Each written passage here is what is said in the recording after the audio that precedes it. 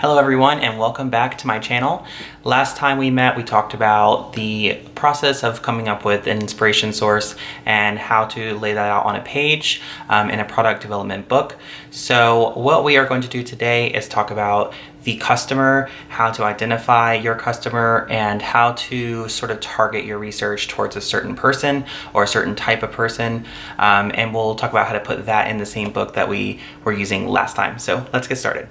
All right, everybody. So like I said, last time we talked about this process of finding inspiration, breaking it down into several other smaller, individualized kind of ideas. May not represent the major one, but we got that clear last time. What I did since last talking to you is I put the images of these items that I told you guys that you'd have to go look for, and really I'm putting it together as you would, just show you kind of how it really won't make any sense at first. So as you can see here, I found all kinds of things, you know, the edges of things and more kind of hand stuff related to fists. And so when starting with something, it became something else and it just kept rolling and it never really stopped. So I just kept looking and looking and looking, and some things I was inspired by the shapes and some I was inspired by the color, and then I had to carry it on to the next page. And so there's this giant fly, which I know kind of looks weird. And there's even a mood image here of a graveyard, and so I thought this was really quite fun in terms of mood, because it didn't really match what I was going for at first, but I liked the path that it was taking as it developed. So with that said, basically today what we're going to talk about is the customer profile and the market. So you don't want to start drawing anything, and you don't want to really kind of get an idea of what you're going to do just yet in this stage. You really have to step back and figure out what you're designing and why you're designing it and who you're designing it for. So this is what the customer profile and market page will do. It'll show you kind of where your mind is, and you can reference what you already have going on in these pages to a certain consumer who would find these things interesting. So when I'm looking at all these pictures, I don't think necessarily of, you know, a very older person. I don't think of someone who is very conservative just because of the little angles and this sort of skeletal quality and the linear quality of what we have going on in it. Even the fly's color was really inspiring to me. So when you look at this color, it doesn't scream very old to me. And so that's how you have to interpret your work. So what I do is I have this little piece that's just a piece of paper that I glued here on top of the profile page, where I started writing words that described the person that I thought might wear these if I were to make clothes out of them. Again, I'm not making anything yet in my brain. I'm just sort of keeping it very back, you know, in the background, and I'm not jumping ahead of myself designing. So with that said, you also would, you know, think about the like gender and the age and all of that before you even fill this out. You kind of just look at this and start imagining the person. And when I did that, I write it onto this page here just as a sort of backdrop, starting to think. So this is kind of like, as I'm making this, I'm writing this. So yeah, what we will do then at this point is you'll take this piece of paper and you will put it here on this page, and you're going to think about whether or not this matches once you start filling it out, and then as you agree to it, you fill it out. So what I did is I said, okay, age, let me go back to what I wrote down, and it says younger, so I wrote younger and then I identified a specific. And so you'll do that with everything. And so my customer felt more like a female. They live in a bigger city.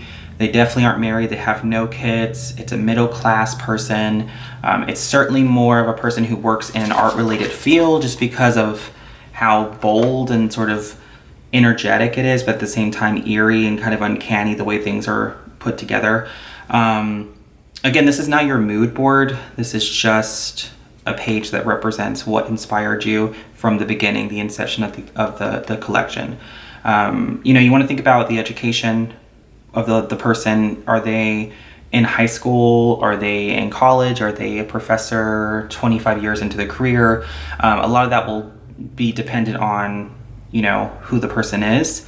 And so you have to think about those things. You also have to think about the interests, the hobbies. I have here like live music, amusement park. This person seems a little daring to me. So that's who you're trying to create these garments for. And you should always keep this in mind, because fashion, whether you're making it for fun or you're making it in a production level, you know, mass market, whatever, you're making it for a person to purchase. And so at the end of the day, you're trying to sell this, and this is why you're doing it. If you're doing it just for art, you know, you still have to have an idea of who you would display this on, even if it was just a one-time wear. Another thing I wrote in here too is sort of this idea of a market, and this can change dependent on, you know, whatever you're doing it for. Sometimes you don't have to have a collection. This could just be for one piece. It's up to you. This I decided to make into a collection. I already did a spring summer 2021, so I'm gonna move into fall winter, and I really didn't have the idea of fall winter in my mind until I started looking back at these images. And so I'm looking at sort of references here where I'm looking at hair, I'm looking at this sort of wing cover-up, cocoon, this autumn tone. I really love this coloration here. It's almost jewel toned, which doesn't necessarily mean anything specific about a certain season, but I think it works well in this case. And you know, I really did like the dark quality of this image, especially down in here in these golds. It all sort of felt fall to me. I don't know why, but that's kind of what I got from it, and so that's what I chose. And obviously you could make it for 5 years out, but you want to identify your year just so you can keep a record of it. And you also want to think about, you know, you can say someone lives in a certain city, but you have to think about in that specific season, what is the weather like in that location? So when I'm looking at the climate and weather, I'm looking at it in specific locations. And so I wrote Chicago, Seattle, New York, because that's kind of where I imagine this person living. And obviously, you know, in the beginning fall kind of time of the year, it can be temperate and kind of crisp and stay the same sometimes in the 70s and be nice. But it will move into eventually like being cold and snowing like crazy. So the collection then needs to sort of mimic this quality of the weather. So yeah, you can have pieces that are lightweight, but you obviously know that if you're making something for people who live in Chicago in the winter, you need to make heavyweight things. And so keeping that in mind, you can start thinking about, you know, the sort of fabrications or the silhouettes or the key items that you may want to produce. And so at this point in time, you're just getting an idea. You're not writing anything down, because that will start to develop when you go into the 2D part of it all. So the next thing you would do once you have this filled out is you will then go and find imagery just like you did here, but very specific to this type of person.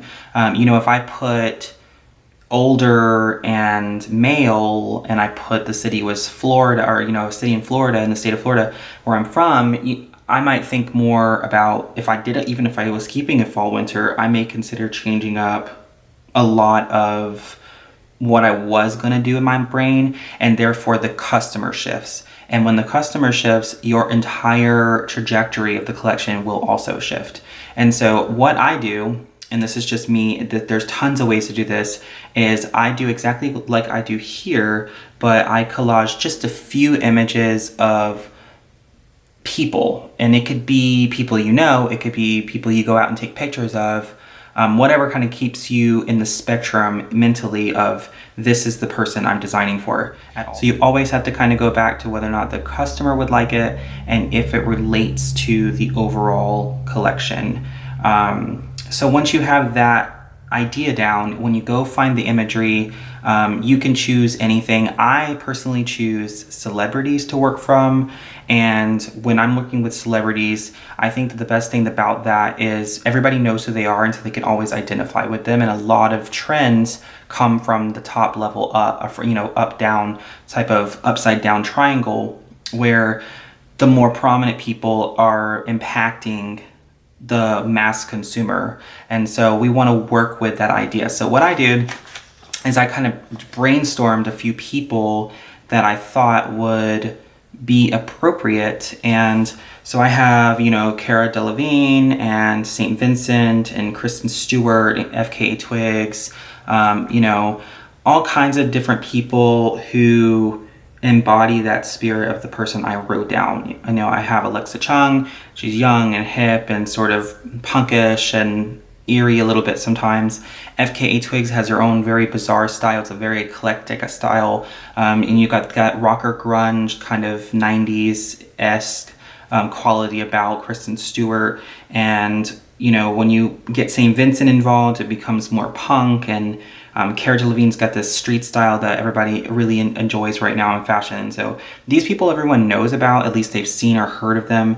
And you can relate this attitude that you're trying to create back to the inspiration source. You do not want to use their clothing in here necessarily to inspire anything, because again, you're not inspired by these clothes, because if you were, you would have written down something that would have been, you know, similar to these articles of clothing. So that's always something to keep in mind too, is that you never want to be referential. All right, so basically after you've completed your customer profile page, jotted down some information, you've got your little bit of a attitude storyline here going with some imagery, you pretty much have completed your customer profile and market identification. And so in the next video, what we're gonna talk about is visual color and texture. And so that's when we'll start thinking about the apparel that we're going to make. So it'll come back to this and we'll start thinking about what colors we're seeing,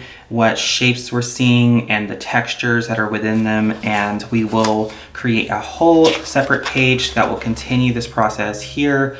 And you will see how I do that in the next video. So if you enjoy this process and you want to keep watching and you want to find out more, please subscribe, and I will see you guys in the next one. Bye.